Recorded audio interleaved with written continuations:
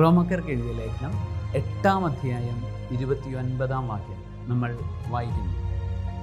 അവിടുന്ന് മുൻകൂട്ടി അറിഞ്ഞവരെ തൻ്റെ പുത്രൻ്റെ സാദൃശ്യത്തോട് അനുരൂപരാക്കാൻ മുൻകൂട്ടി നിശ്ചയിക്കുകയും ചെയ്തു.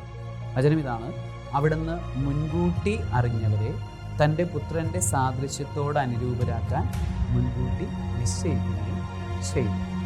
ഈ മുൻകൂട്ടി എന്നുള്ളൊരു വാക്ക് നമുക്കൊന്ന് ധ്യാനിക്കാം. ദൈവം എല്ലാം മുന്നേ അറിയുന്നു.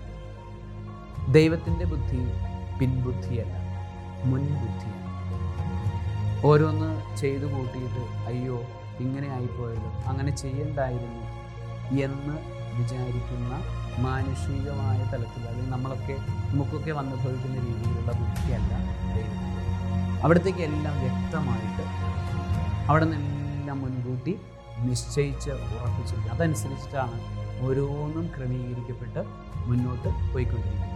എന്നെക്കുറിച്ചുള്ള ദൈവത്തിൻ്റെ പദ്ധതി അത് അനാദിയിലെ മുൻകൂട്ടിയുള്ള ഒരു പദ്ധതിയാണ്. ഞാനിപ്പോൾ എന്ത് ചെയ്യണമെന്നുള്ളത് ദൈവം കൃത്യമായി നിശ്ചയിച്ച് വച്ചിരിക്കുന്നു.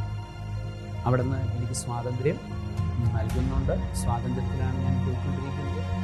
അപ്പോൾ പോലും ദൈവത്തിൻ്റെ മുൻകൂട്ടിയുള്ള പദ്ധതിയുടെ അതിശക്തമായ കരങ്ങൾ എൻ്റെ ജീവിതത്തിൽ ഉണ്ടാകും എന്നുള്ളതാണ്. അവിടുന്ന് മുൻകൂട്ടി നിശ്ചയിച്ചു. എന്തിനു വേണ്ടിയിട്ടാണെന്നറിയാം? എന്നെ ദൈവം മുൻകൂട്ടി വിളിച്ചിരിക്കുന്നത് അവിടുത്തെ പുത്രനോട് ചേരാൻ വേണ്ടിയിട്ടാണ്. അവിടുത്തെ പുത്രൻ്റെ സാദൃശ്യത്തിലേക്ക് അനുരൂപപ്പെടാൻ വേണ്ടിയിട്ടാണ് ദൈവം എന്നെ മുൻകൂട്ടി വിളിച്ചിരിക്കുന്നത്. അതുപോലെ തന്നെയാണ് നമ്മളെല്ലാവരെയും, ഓരോ വ്യക്തിയെയും, ഈ ഭൂമിയിലുള്ള എല്ലാ മനുഷ്യരെയും ദൈവം മുൻകൂട്ടി തിരഞ്ഞെടുത്തിരിക്കുന്ന അവിടുത്തെ പുത്രൻ്റെ രൂപത്തോട് സാദൃശ്യം വഹിക്കാൻ വേണ്ടിയിട്ടാണ്. അവിടുന്ന് പ്രകാശമാണ്, പുത്രൻ പ്രകാശമാണ്. ഈശോ പറയുന്നു, ഞാൻ ലോകത്തിൻ്റെ പ്രകാശമാണ്. അപ്പോൾ പ്രകാശത്തിലേക്ക് വിളിക്കപ്പെട്ടിരിക്കുന്നവരാണ് നമ്മൾ, ഇരുട്ടിലേക്കല്ല. അതാണ് നമ്മളെക്കുറിച്ചുള്ള മുൻകൂട്ടിയുള്ള ദൈവത്തിൻ്റെ പദ്ധതി. പ്രകാശത്തിലേക്ക് വരണം, എല്ലാവരും പ്രകാശത്തിലേക്ക് വരണം. അവിടെ നിന്ന് വചനമാണ്, നിയമമാണ്. അതുപോലെ എല്ലാവരും നിയമത്തിലേക്ക് വരണം, എല്ലാവരും വചനത്തിലേക്ക് വരണം, വചനാനുസരണമുള്ള ജീവിതത്തിലേക്ക് വരണം.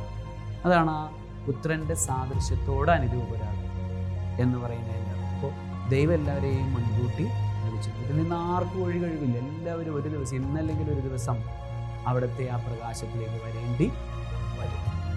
ഇന്നല്ലെങ്കിൽ ഒരു ദിവസം അവിടുത്തെ വചനത്തിലേക്ക് വരേണ്ടി വരും. നീ എത്ര നാൾ മറുതലിച്ച് നടക്കും?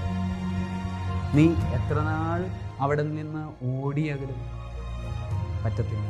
ഒരു ദിവസം നിനക്ക് അവിടെ നിന്നിലേക്ക് തിരിച്ചു വരേണ്ടി വരും. എത്രയും വേഗത്തിൽ വരുന്നതല്ലേ നല്ലത്? ഒരുപാട് വൈകണമെന്നില്ലല്ലോ. നേരത്തെ കൂടണയുന്നതല്ലേ കിളിക്ക് നല്ലത്. വൈകി രാത്രിയിൽ അലഞ്ഞു തിരിഞ്ഞ് അപകടങ്ങളിൽപ്പെട്ട് അവസാനം കൂടണഞ്ഞ് കൂട്ടിലിരുന്ന് കരയുന്ന കുഞ്ഞിനെ പോലെ, കിളിയെ പോലെ ആവാതെ നമുക്ക് നേരത്തെ തന്നെ ദൈവത്തിൻ്റെ പദ്ധതി അനുസരിച്ച് അതിൻ്റെ അകൃത്യതയിൽ കൃത്യസമയത്ത് കൂടണയുന്ന കുഞ്ഞുങ്ങളായാൽ വളരെ നല്ലതല്ലേ? അതിനുവേണ്ടി നമുക്ക് ആഗ്രഹിക്കാം. ദൈവത്തിന് മുൻകൂട്ടിയുള്ള പദ്ധതി എൻ്റെ ജീവിതത്തിൽ ഈ നിമിഷത്തിൽ, ഈ സമയത്ത്, ഈ മിനിറ്റിൽ, ഈ സെക്കൻഡിൽ ഇവിടെ നിറവേറട്ടെ എന്ന് നിരന്തരം ആഗ്രഹിച്ചുകൊണ്ട് അങ്ങനെ ഓരോ മിനിറ്റും ഓരോ സെക്കൻഡും അങ്ങനെ ജീവിക്കാൻ പറ്റിയാൽ എന്തൊരു സന്തോഷമായിരിക്കും നമുക്ക്.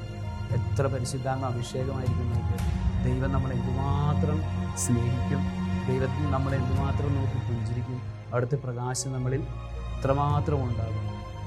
അപ്പോൾ നമ്മൾ ലോകത്തിൻ്റെ പ്രകാശമാവുകയും ചെയ്യും. സർവശക്തനായ ദൈവം, പിതാവും പുത്രനും പരിശുദ്ധാത്മാവും അവിടുത്തെ മുൻകൂട്ടിയുള്ള പദ്ധതി അനുസരിച്ച് ജീവിക്കുവാൻ നമ്മളെ അനുഗ്രഹിക്കുമാറാകട്ടെ. ആമേൻ.